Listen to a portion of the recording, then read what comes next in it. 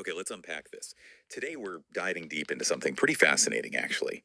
It's the surprising resurgence and sheer chart domination of Oasis following their recent reunion. If you maybe thought of them as just a band from the '90s, might need to rethink that.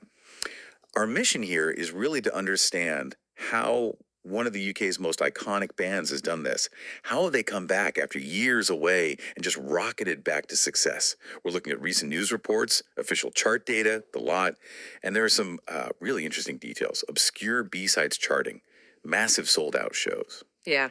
And I think for you listening, what's really striking is what this kind of comeback actually means today in the current music world. This isn't just a band reforming, it feels more like a genuine cultural moment. And exploring that broader significance, well, that's what we're here for. Exactly. Yeah. So the foundation for all this, the big news that really got everyone talking, Noel and Liam Gallagher. Yeah. After 16 years, they've apparently buried the hatchet, got back on stage together. First gig was Cardiff, just a week ago. And the reviews, enthusiastic. Both fans and critics seemed blown away. 16 years is a long wait, right? Imagine being a fan, seeing that. But beyond the buzz, what's the actual impact of this reconciliation for the industry? That's a really good question because, it was huge for the fans emotionally. But that first step, the brothers getting back together, that was the catalyst. It wasn't just a reunion. It was almost like it validated their whole legacy, Right. And that just opened the floodgates for the chart success, for the tour demand, everything that came next. It's the why it matters behind it all, really. Right. And you could see that because what happened next on the UK charts was, it was huge, like a takeover. Yep. Oasis went straight to #1 on the album chart. Their greatest hits, Time Flies, hit the top spot. But hang on, it wasn't just that. Their 1995 album, What's the Story, Morning Glory, landed right behind it #2. And the debut, definitely maybe from '94, #4. Yeah, it's pretty striking. Only Sabrina Carpenter stopped them having the top 3 albums, which is incredible. That kind of dominance, especially with older albums, it just shouts about, incredible fan loyalty and the power of nostalgia, of course. They've had 8 #1 albums in total, which is impressive anyway. But 3 albums back in the top 5 like this, wow. And remember, definitely, maybe, already went back to #1 last September. That was when the reunion was first announced. Time Flies and Morning Glory were top 5 then, too. It shows this deep, deep connection. And it gets even more interesting, doesn't it? It wasn't just the albums making waves. Their singles came back, too. Exactly. What's happening here is seeing 3 of their songs back in the top 20 singles chart this week. Acquiesce, right? Originally just a B-side, not even a main album track for most people. That came in at #17. Then you've got Don't Look Back in Anger at 18 and Live Forever at 19. The success is something like Acquiesce. That's particularly telling, I think. It's just real fan engagement, doesn't it? People digging deep, not just playing the obvious hits. Okay, but then you connect those chart numbers to the tour.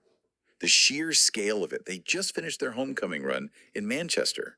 Heaton Park, get this, 5 nights, sold out. About 80,000 people watching them every single night. That's like a small city showing up. And it's not just Manchester. 7 nights at Wembley Stadium in London coming up. Shows in Edinburgh, Dublin, a world tour planned too. But there was also that huge scramble for tickets, wasn't there? People were saying prices more than doubled, spending hours stuck in virtual queues. That sounds intensely frustrating. So how do you square that frustration with this just overwhelming demand? It's a really interesting contrast, isn't it? These huge reunion tours, they're always a test of a band's legacy. But what it seems to be happening here is that the sheer success, the joy of seeing the brothers back together, sort of papered over some of those bad memories about getting tickets. Despite the hassle, despite the cost, people were determined.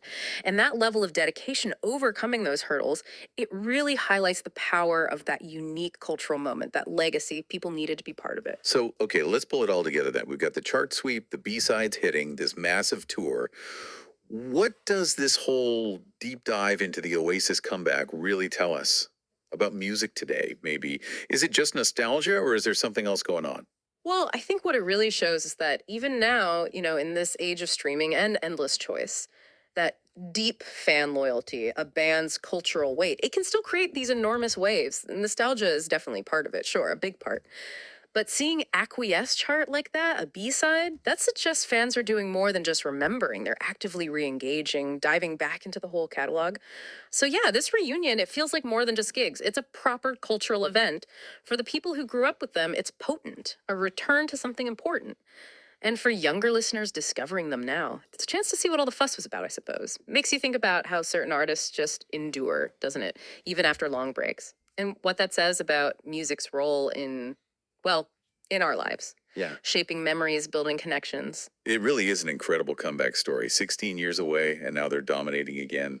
Oasis has definitely shown their staying power. Absolutely. And it leaves you wondering, doesn't it, how that loyalty, those shared memories, can drive such huge success.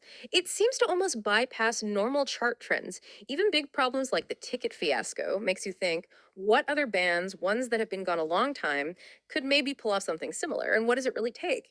What are the essential ingredients for that kind of massive return? Something to mull over.